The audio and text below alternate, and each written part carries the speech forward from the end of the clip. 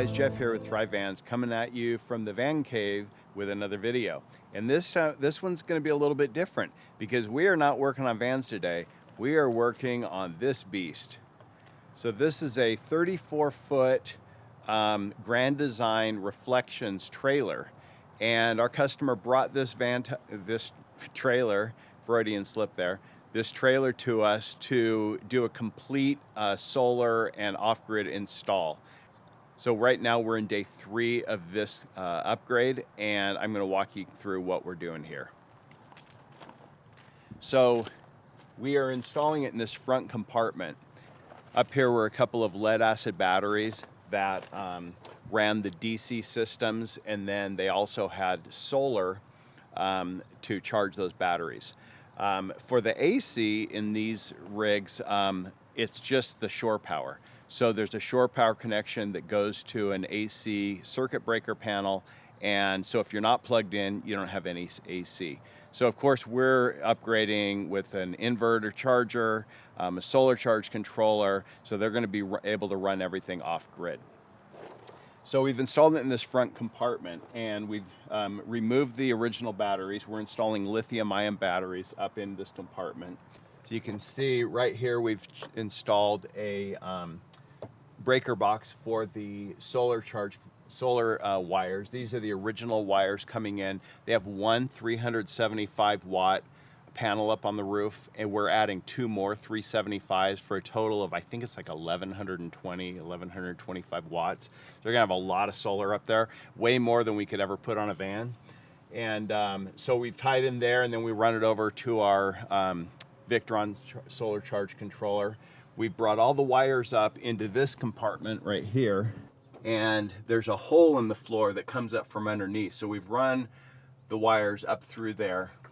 So you can see this big mess of wires.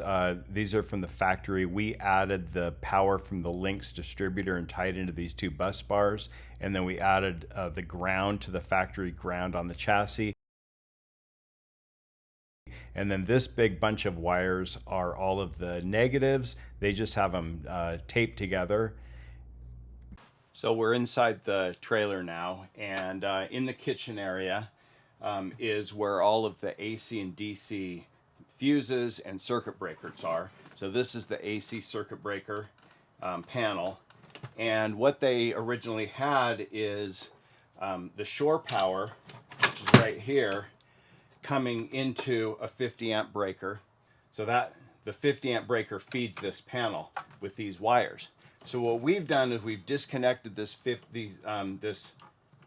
Romex cable. This is a 6 gauge from the 50 amp shore power. We're going to splice that together with one of these Romex lines that we ran and go back to the Multiplus AC in, which will provide the shore power.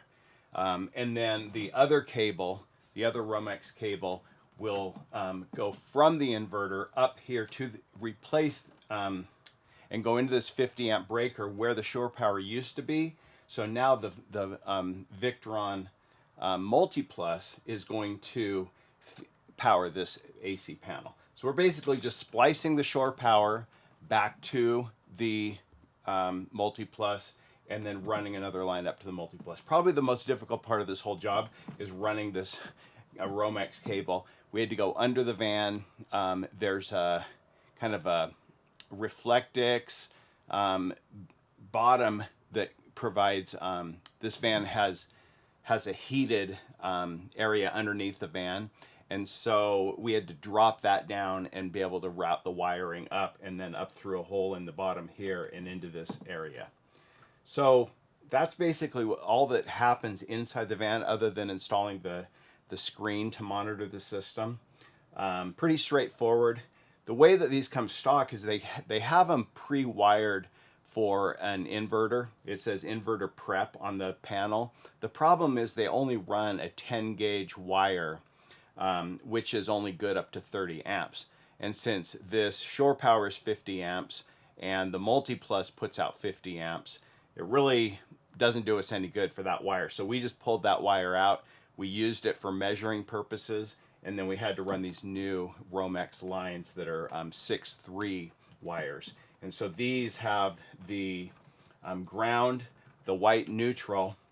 Then they have a black hot leg for line 1 and a red for line 2. So this is 120 on each of these legs.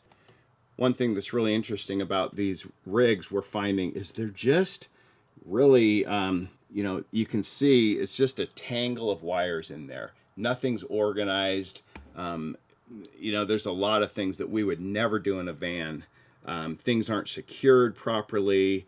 A lot of just, you know, black electrical tape holding wires together. They have used WAGOs in a lot of cases, but they've even used them on the outside of the van underneath, which these are really not rated for exterior, but they've just used WAGOs and then wrapped them in electrical tape. So there's a lot of things we wouldn't do that aren't up to our standards, so we're kind of going through and fixing those things as well. So that's kind of where we are, beginning of day 3, and we will be wrapping this up today. We'll be installing the solar panels on the roof. We'll be, we're going to connect, we've got these connected, these 2 Romex cables connected to the Multiplus, so we'll turn the Multiplus on to see which one of them is providing power, and that's the one we'll connect to this breaker panel, and then the other one will splice together with the shore power, the factory shore power, to provide the AC in to the inverter. So we're going to be doing all that today, securing the batteries, and then just wrapping everything up and tying up all the wires, cleaning everything up, making everything look good, and then this thing will be a wrap. So we've wrapped up the electrical upgrade on this trailer, and I'm just going to kind of walk you through what we did. So right here we've got the 4 100 amp hour batteries by Lion Energy, and then those are wired into an A&L fuse, and then this disconnect for the batteries, link shunt, solar charge controller, and then the Multiplus II up here. So this van has 50 amp shore power, so that's why we went with the Multiplus II, because it has the 50 amp input. Off the links distributor, we have 3, we're using 3 of the fuses. We're using 1 for the solar charge controller, we're using 1 for the Multiplus, and then we're using 1 for all of the DC systems. Like I showed a couple of days ago, the DC systems are all just under all the wiring goes just under the tongue of the trailer, and so we just tied into that all those wires with our line coming off of the links distributor. We've got the BMV 712 shunt, smart shunt right here, and then we mounted the screen up on the inside, and I'll show you that. So I think it turned out to be a really clean install. The challenges were with this is trailers just are not as built as solidly as a van, and like this is just some really thin, not even less than quarter-inch board. So we put this backer board, and we had to do some reinforcement to attach it and hold it.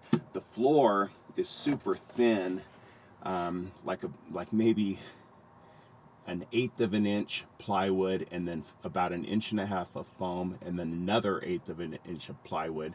So we had to put a big backer underneath to attach all of our these bolts for the battery to give it security so it wouldn't tear out through the foam.